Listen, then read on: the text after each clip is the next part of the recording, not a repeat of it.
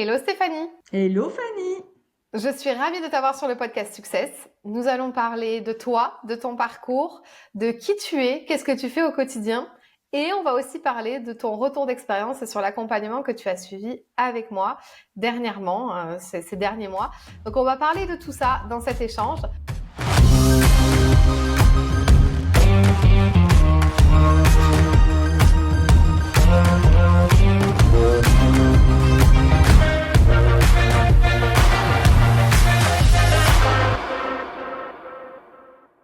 Première question pour toi, est-ce que tu peux te pitcher? Et si jamais tu veux nous faire le pitch de présentation qu'on a travaillé ensemble dans ton accompagnement, tu es la bienvenue, sinon tu te pitches de la manière dont tu as envie.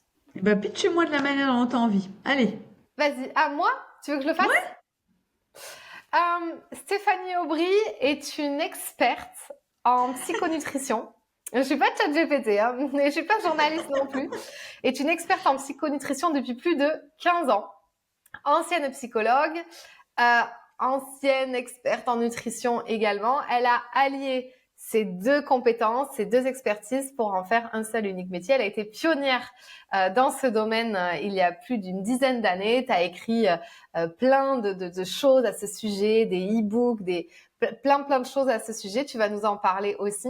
Et en fait, tu as compris quelque chose qui est que on a beau faire tous les régimes du monde, si en fait on ne travaille pas la racine des problèmes, le mindset, la psychologie, et qu'on remet pas en cause plein de choses dans sa vie, ça sert à rien de changer son alimentation, on va pas perdre plus de poids. Est-ce que je t'ai bien pitché? Yes. Donc, comment veux-tu ne pas bien accompagner tes clientes quand tu les connais si bien? Merci Fanny, c'est génial.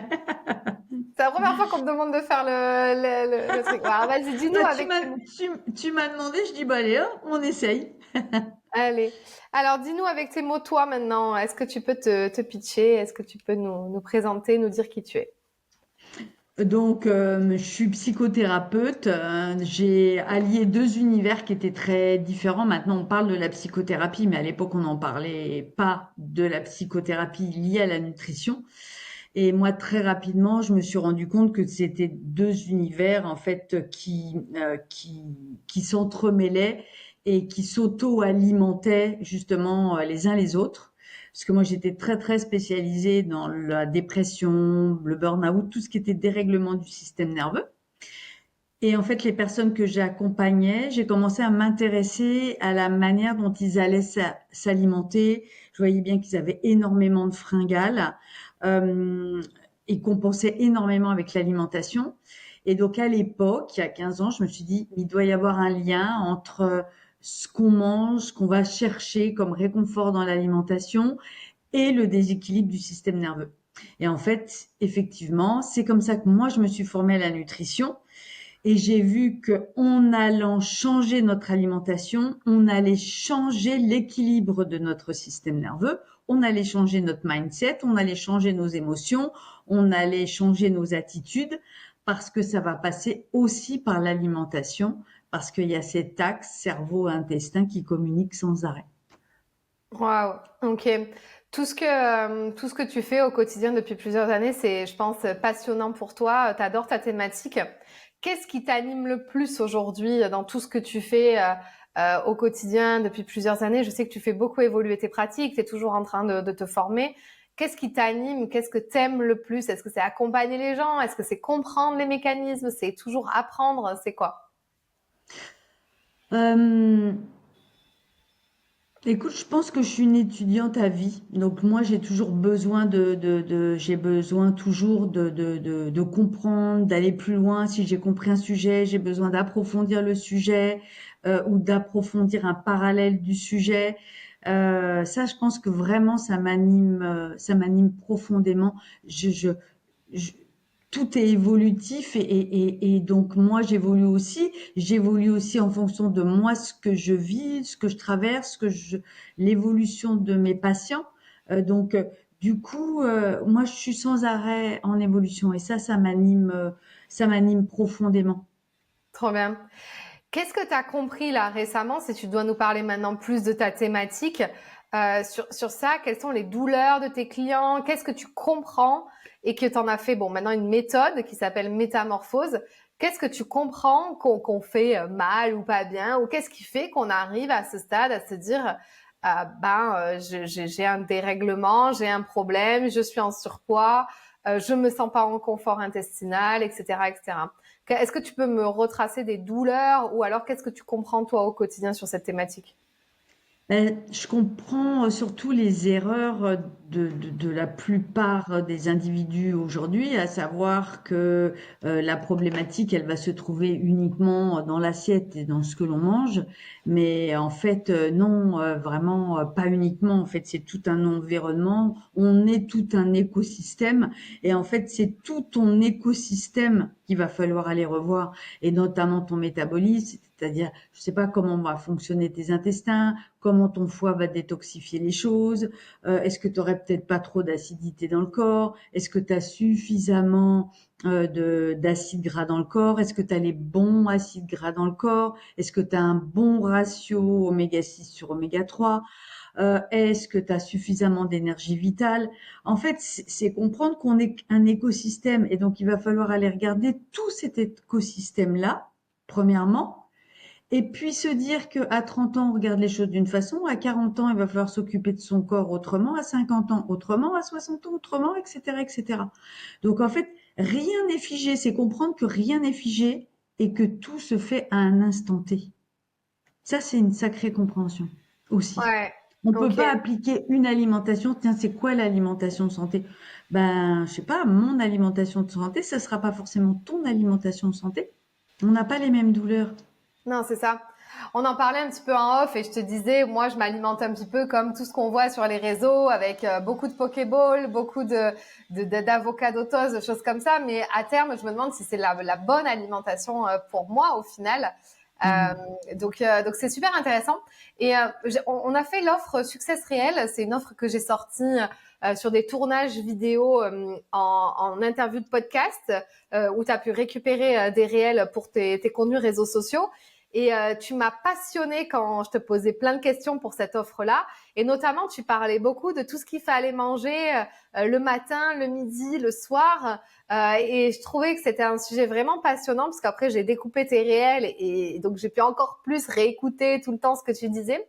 Est-ce que tu peux nous redire dans les grandes lignes qu'est-ce qui fait qu'est-ce qui fait une bonne alimentation, même si on parle d'un point de vue général, parce qu'on peut pas s'adapter à tous les profils qui nous écoutent, mais se dire, OK, c'est quoi les bonnes bases et je vous invite à aller voir son Instagram que je mets en bio pour aller écouter justement toutes ces petites capsules de réel où t'expliques tout.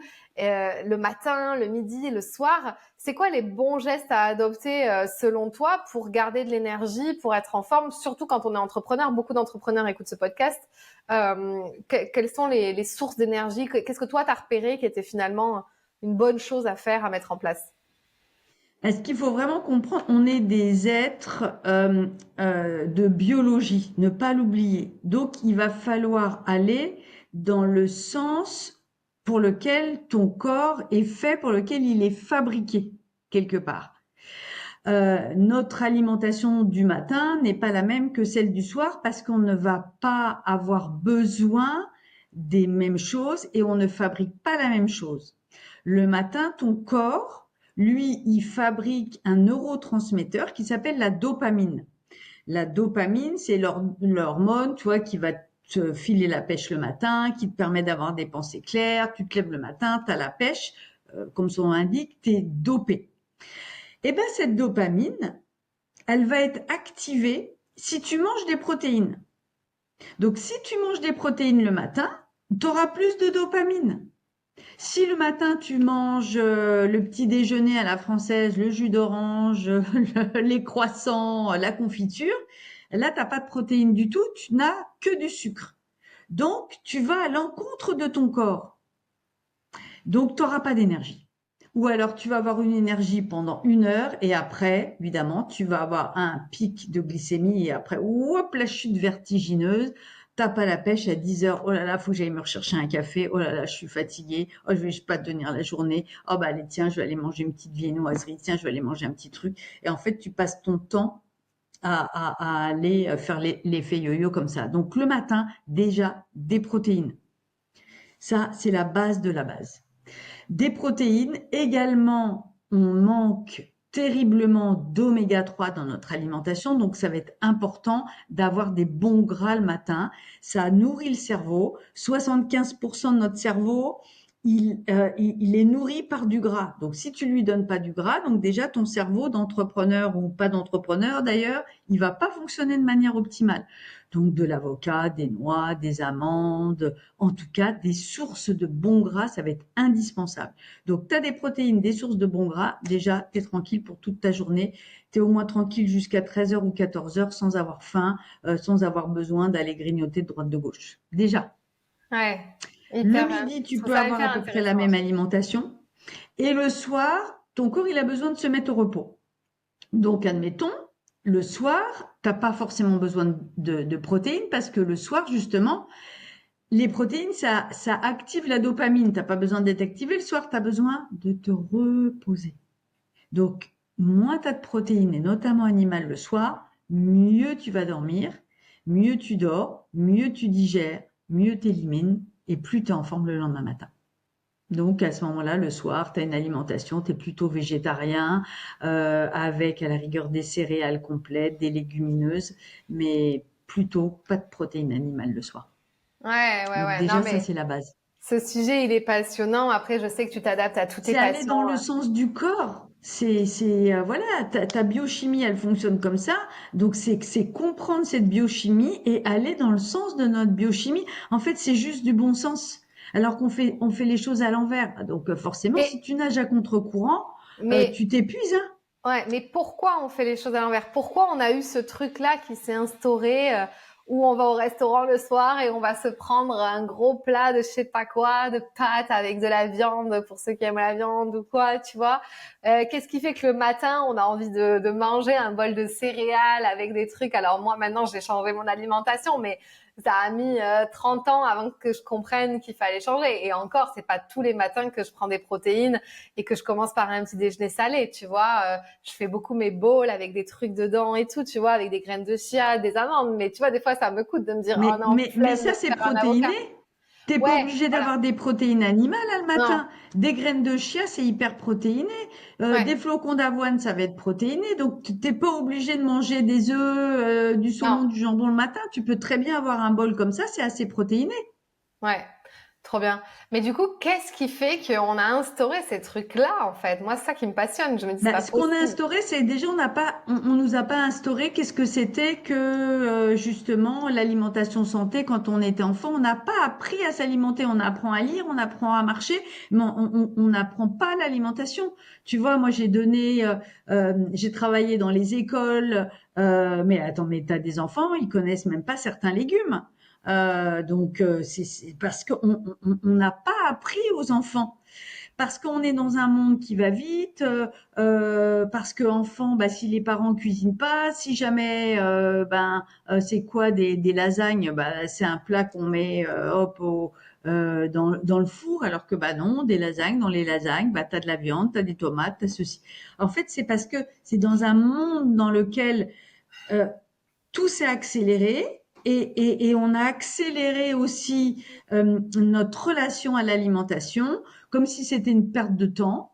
Alors que bah, c'est vraiment comprendre que notre alimentation, c'est notre carburant. Toi, tu as du bon et tu as du mauvais carburant. On fait plus attention à notre bagnole qu'à notre corps. Hein. Et pourtant, c'est notre véhicule. Hein. Et on n'en a qu'un. Hein. Ouais, j'aime Quand tu as bien. des voyants hein, dans ta voiture, tu t'arrêtes, hein, ou tu vas chez le garagiste, tu es en panique.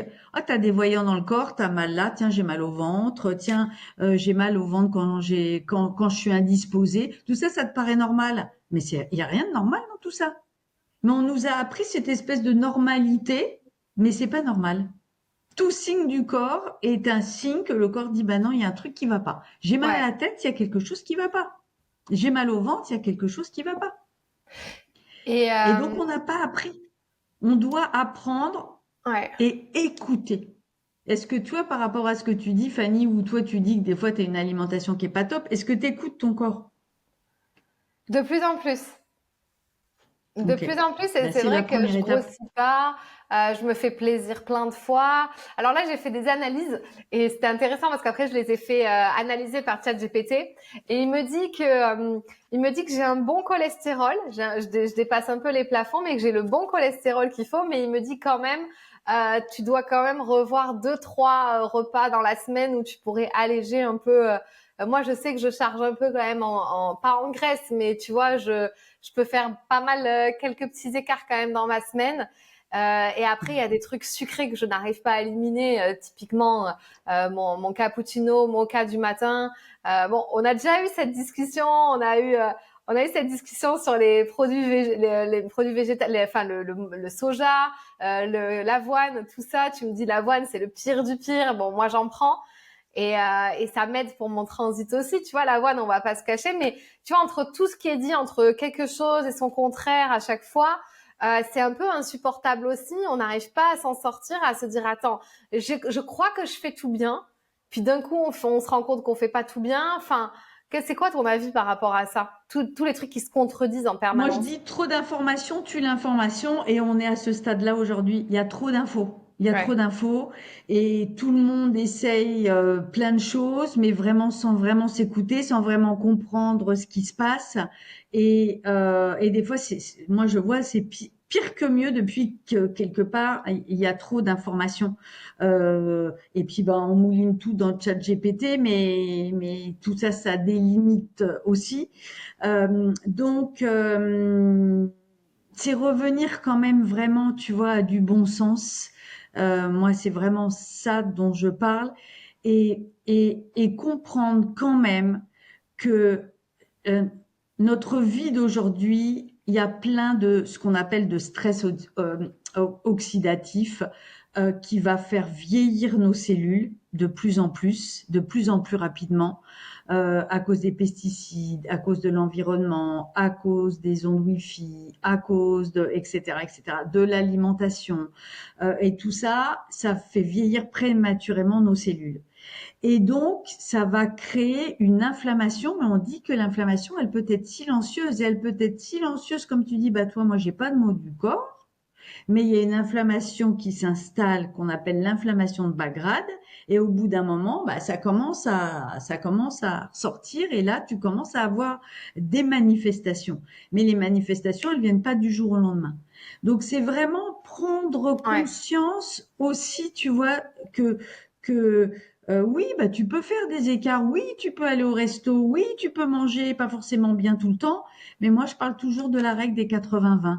80% du temps, tu dois essayer d'avoir une bonne alimentation et 20%, bah oui, tu fais tes écarts.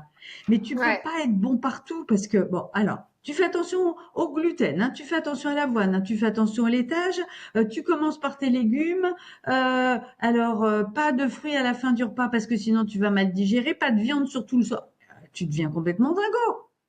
Tu vas faire au mieux en fonction de ton rythme de vie aussi. Mais tu as Ouais. quand même une base.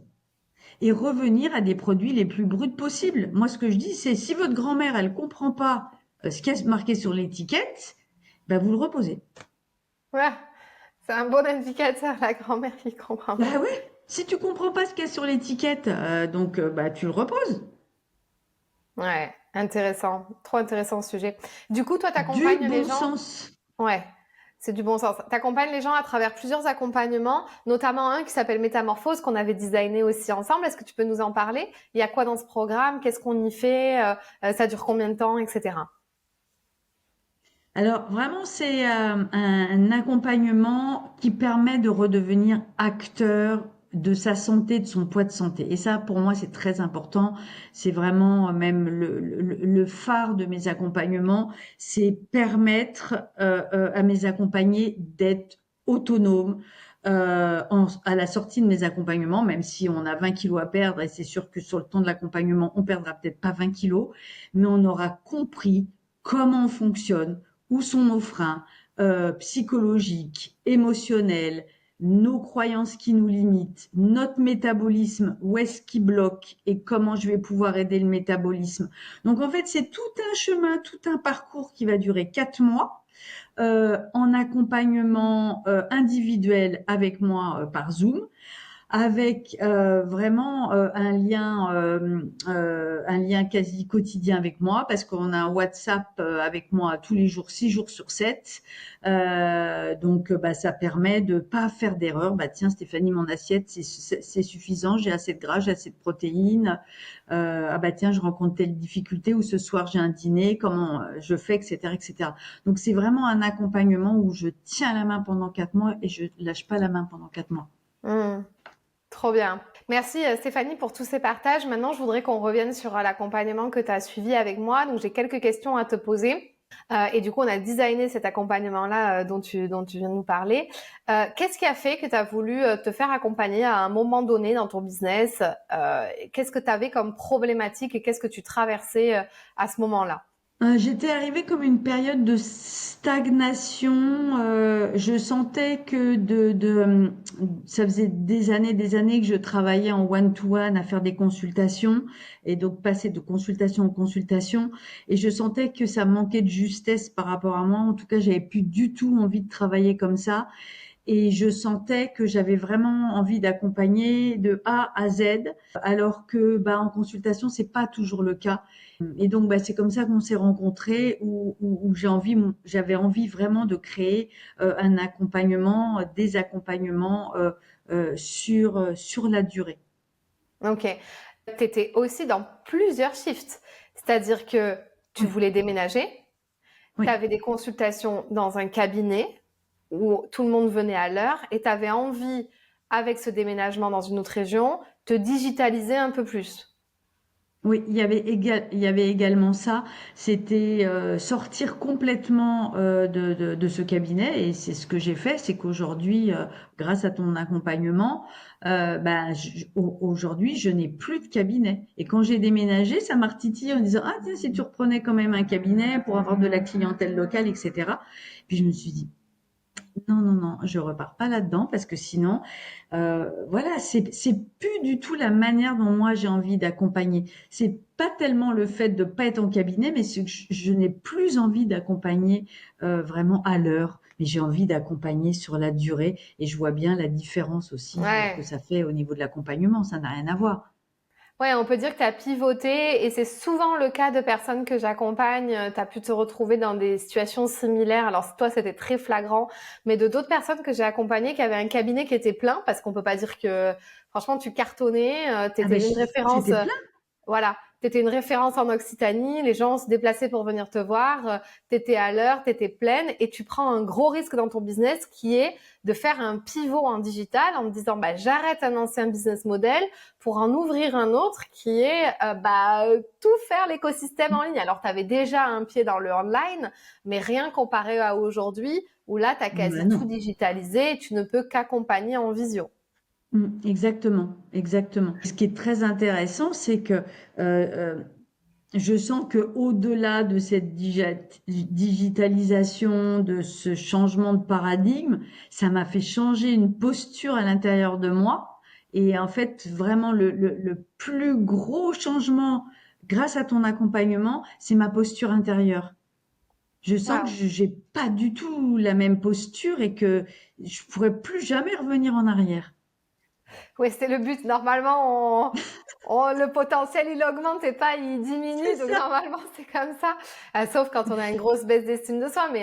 Mais voilà, ouais, donc tu as gagné vraiment beaucoup plus en posture. En fait, c'est simple. T'es passé de thérapeute à l'heure à chef d'entreprise qui doit aussi toucher du doigt le management de gens, puisque tu as commencé un petit peu à recruter. Voilà, tu penses beaucoup plus en termes aussi de chiffre d'affaires. Qu'est-ce qui a véritablement changé entre le début de l'accompagnement et la fin de l'accompagnement avec moi sur un peu tous les aspects, tous les domaines? Quelle transformation tu as vécu en quelques mois? La transformation, donc on vient de le nommer par rapport à ma posture intérieure, mais aussi ce que je peux certainement véhiculer parce que voilà, aujourd'hui je suis invitée dans des sommets, je suis invitée à des conférences, donc il y a vraiment ma posture. T'y es aussi pour quelque chose parce que c'est vrai que tu m'as énormément aidé, tu m'as donné plein de pistes pour justement, bah tiens, va voir là, là il faut une conférence, là tu peux peut-être faire ça, tiens il y a un sommet, va voir là. Donc tu m'as aussi beaucoup tenu la main et tu m'as permis de faire tout ça. Donc il y a ma posture intérieure, mais ce que je peux dégager aussi à l'extérieur. Donc ça c'est énorme. Mon chiffre d'affaires, donc c'est quand même pas négligeable. Et vraiment, là, je fais ce que j'aime vraiment profondément, cet accompagnement qui est global. Et ça me nourrit vraiment, vraiment, vraiment beaucoup. Ouais, trop bien. Oui, oui, c'est vrai que je t'ai pas mal introduit dans des choses, mais c'est venu aussi par le fait, et ça, je voudrais vraiment insister sur ça parce que tous les entrepreneurs ne le comprennent pas, c'est que tu es une experte sur une niche en particulier. Et souvent, les entrepreneurs, ils ont peur, tu sais, d'avoir ce mot expert en quelque chose. Et donc, en fait, pour moi, c'est fluide de te recommander à tout va à plein de Mhm. trucs parce que pour moi, tu apportes vraiment une plus-value sur ta thématique. Et quand on me dit nutrition ou quand on va me dire un mot, tout de suite, c'est Stéphanie Aubry qui arrive, tu vois. Et je pense que c'est aussi ça que ça a pu te permettre peut-être l'accompagnement, c'est de te dire, OK, bah en fait, je suis une experte et en plus une pionnière dans ce domaine-là et je vais un peu le crier sur tous les toits, quoi. Mhm.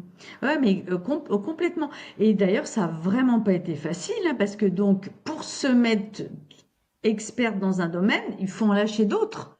Donc, tu m'as fait lâcher d'autres domaines que j'aimais aussi. Donc, à un moment, c'est faire un choix.